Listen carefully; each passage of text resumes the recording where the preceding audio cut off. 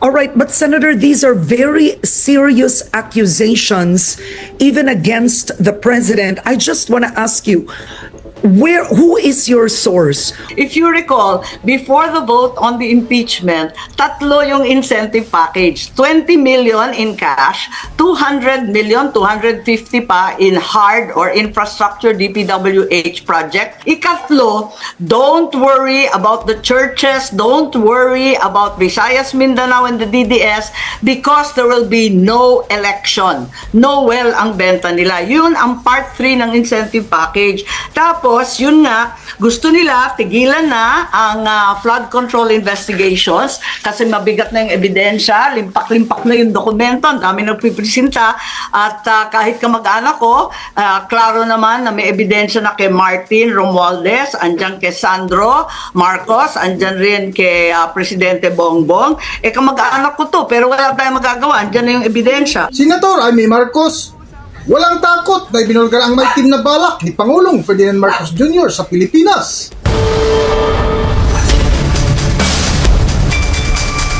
Welcome back to Kakibat TV. Breaking news. Isang matinding pasabog ngayong araw, May 21, 2026, na sa one-on-one interview ni Karen Davila kay Senator Amy Marcos ay binunyag ng senadora ang sumablay ng napakatinding plano ng kanyang kapatid na si Pangulong Ferdinand Marcos Jr. na ginawang first love si Senator Bato de la Rosa para mapatalsik si VP Sara Duterte sa pwesto, kaso ang masaklap ay sumablay. Kayo, kanina Ay, sorry. pwede nyo po ulitin yung sinabi nyo na the arrest was more than that? Is that what you were saying? That was it to stop Yes. Bato from voting? Yes, that's right. It turns out that Bato was only the beginning of the entire story. Yung pala, more importantly, they really wanted to change and get back the leadership of the Senate because there was so much at stake. Nakapusta na pala doon yung CONAS. Kasi ang problema nila, matatalo sa impeachment sa Senado, mananalo pa si VP Sara sa 2028, iditepok na sila. Kaya ang pag pinag-uusapan, ikasa na ang CONAS. Palitan ng konstitusyon, dagdagan ng 3 taon ang mga kasalukuyang kongresista and extend the term even of the president until 2031 and no elections except perhaps for local positions. The other alternative was also discussed to raise the age for the presidency from 45 to 50 so that VP Sara would be disqualified. So this is a very high stakes game. It has little or nothing to do with Bato. He appears to be just a sidelight. And galit ang Pilipino sa term extension. Ayaw natin ng Noel. Bakit natin pipilitin na naman to? This has lost time and time again. All right, but Senator, these are very serious accusations, even against the president. I just want to ask you, who is your source? Where did you get this information regarding the CONAS plan? Kasi napakadetalyado po ng sinabi ninyo. Baka maakusan kayo ng Malacanang na chismis to. Nag-iimbento kayo ng kwento. Who is your source on this, Senator? Yes, one of the guys who was there, pinagmamalaki nila, pinag-uusapan, at it was relayed to so many congressmen. If you recall, before the vote on the impeachment, tatlo yung incentive package. 20 million in cash, 200 million, 250 pa in hard or infrastructure DPWH project. Malamang may flood control pa yan para matindi ang kickback. Ikatlo, don't worry about the churches, don't worry about Visayas, Mindanao, and the DDS because there will be no election. No well ang benta nila. Yun ang part 3 ng incentive package. Tapos, yun nga, gusto nila tigilan na ang flood control investigations kasi mabigat na yung ebidensya, limpak-limpak na yung dokumento, ang dami nagpipresenta at kahit kamag-anak ko, klaro naman na may ebidensya na kay Martin Romualdez, Romualdez, andyan kay Sandro Marcos, andyan rin kay Presidente Bongbong. Kamag-anak ko to, pero wala tayong magagawa. Andyan na yung ebidensya.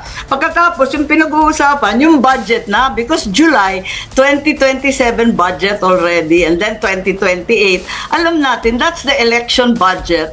And it was assured to the congressman, this will also be the CONAS budget. We are going to change the constitution and yun ang gagawin. Magkakaroon ng CONAS na kasalukuyang inuutos. Ayan, at linuluto na ng maigi.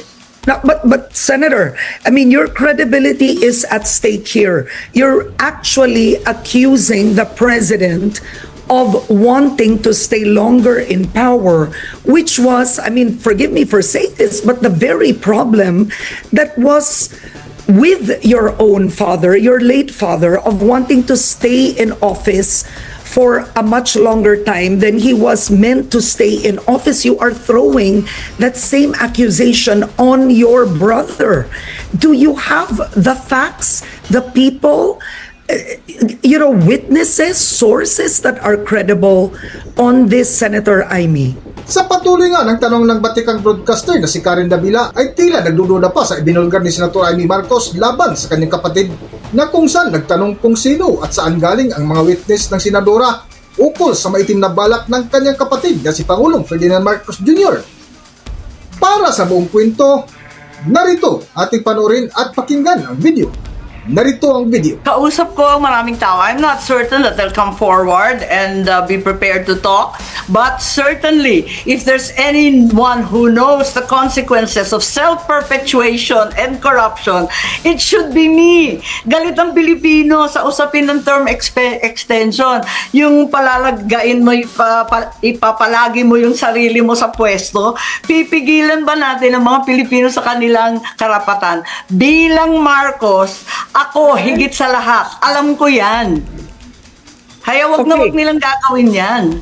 No, because the CONAS was not anywhere. It wasn't discussed at any point, right? I mean, you're the one that actually brought it up today. It's like you've exposed a plan. So what I'm asking is if your sources are credible on this, because Malacanang for sure will not take this. As you've said it this morning, you're accusing the president of wanting to have no elections to extend his stay in power. Okay, unfortunately, Senator, Yes, they're credible. They attended the meetings. The meetings first in Soledad. Don't worry. Okay. Senator, my apologies, but we're losing you. Can you repeat? They've attended the meetings where?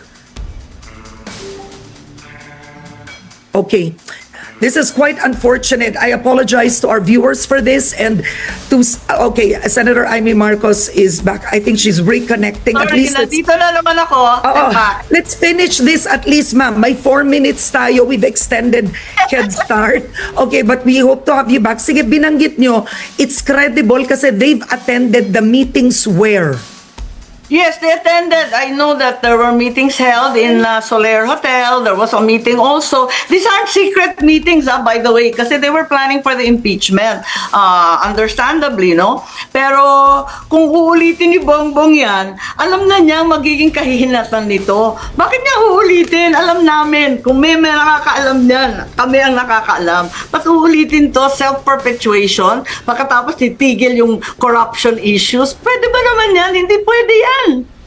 Now, Senator, does the House Speaker, is House Speaker Boji D on this? The alleged CONAS term extension, everything you've mentioned? I haven't spoken to Boji, but I was told that he was part of the conversation. Yes, I was told that clearly he was part of the meeting as well as the consequent explanations given to the congressmen who were assured not to worry about all the churches that were very angry, as well as not to worry, especially for the Visayas and Mindanao congressmen. Huwag kayong mag-alala, wala namang eleksyon eh. Noel tayo, hanggang 2031 kayo, pati ang Pangulo. Kung magkaka-eleksyon lang for local positions positions, governors and down. Wala yung national. Kaya no problem. Bumoto kayo sa impeachment. Don't worry. Ganun yun eh. All right. I think on that note, sadly, we don't have enough time, but I do hope that we get to speak about this again in the next few days. But Senator Amy Marcos, now you've convened as an impeachment court. You are a known ally of the Vice President. How can the people trust, frankly, that you will be impartial? Yes, I think in an impeachment trial, what we were talking about is justice and not politics. I swore to abide by the Constitution. I was voted in by the Filipino people, and to them, I am loyal. Walang kaibigan, walang partido, walang politika. Sana, ganun din ang iniisip ng nasa minorya ngayon. We all know that time and time again, Senator Ontiveros has spoken about the impeachment. We also know na katunggali ni VP Sara, si dating Senate President Soto at pati na rin si Senator Pangilinan. Sana lahat kami, ang isipan namin, Constitution first and the people first. Para sa akin, yun ang maliwanag. All right. On that note, I want to thank you for joining me today, and I do hope you fix your Wi-Fi. That's one Yes. thing. I hope you fix that soon. Thank you very much. Marami Alright. yatang bumabara ng Wi-Fi namin. Bye-bye! All right. All right. That was Senator Amy Marcos. Thank you very much, ma'am. Thanks for the Okay. quickie interview. Thank you. Hanggang dito na lang muna ang ating video, at kung nagustuhan nyo, huwag kalimutan mag-subscribe at pindutin nyo na rin ang notification bell para ma-notify kayo sa ating susunod na video. Maraming salamat!